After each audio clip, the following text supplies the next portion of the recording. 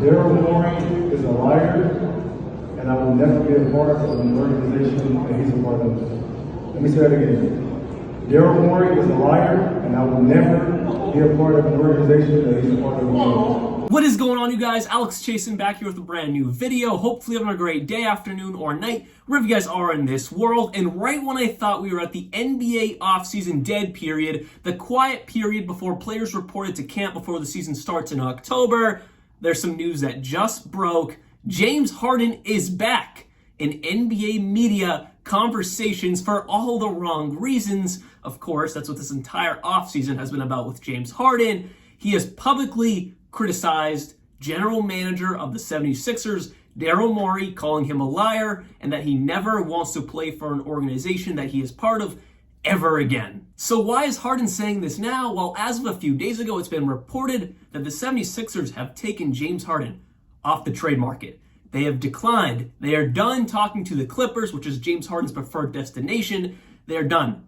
They want James Harden to report to camp in September, and they want him to be part of the team going into next season. And that obviously has not sat well with Mr. James Harden, as he requested a trade at the end of the season, the end of the playoffs. And this entire offseason, he's still sitting as a Philadelphia 76er. And now he's come to his breaking point as the 76ers have taken him off the market. It is no secret that last offseason, James Harden declined his $47.4 player option for a more team-friendly deal, taking a $14.5 million pay cut for the 76ers to be able to afford PJ Tucker and Daniel House, two key role players for this roster.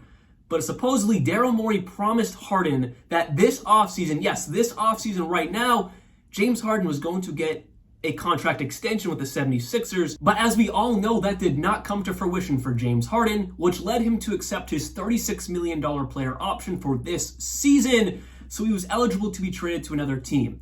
And obviously, as of right now, the 76ers want nothing to do with trading James Harden, which led him to kind of force his hand in a way by calling out Daryl Morey, the entire organization basically. But the 76ers, if they really want to keep this headache of a player, because it's one of their best options to compete for anything in this league, they can do so. James Harden can also not play if he wants to, but that leads to another issue. So I took a deep dive into the NBA's collective bargaining agreement, and in section 11.3, titled Withholding Services, it states something very interesting that directly affects James Harden, stating a player who withholds playing services for more than 30 days after the start of the last season covered by his current contract shall be deemed not to have completed his player contract by rendering the playing services called for thereunder.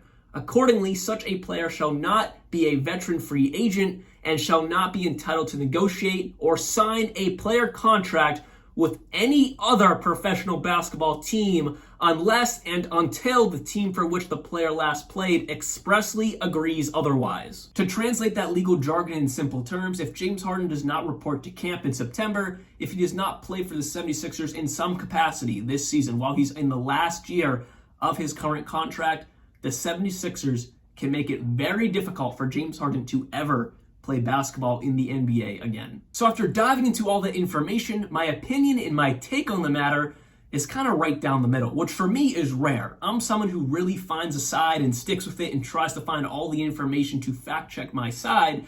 But with this, I'm pretty much down the middle. I can see both sides. If I were a 76ers fan or if I were part of the 76ers organization, I can see the frustration with James Harden.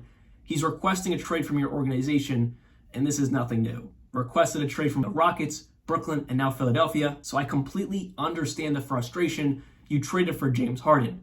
This is supposed to be your superstar around Joel Embiid, and if I'm James Harden, I can kind of see it. You were disrespected by Daryl Morey, the guy who was with you in Houston for all those seasons, who then went to Philadelphia, traded for you to come back into his control so you can try to win something, and now he's stabbing you in the back, supposedly stabbing you in the back. I can see that frustration if I were James Harden.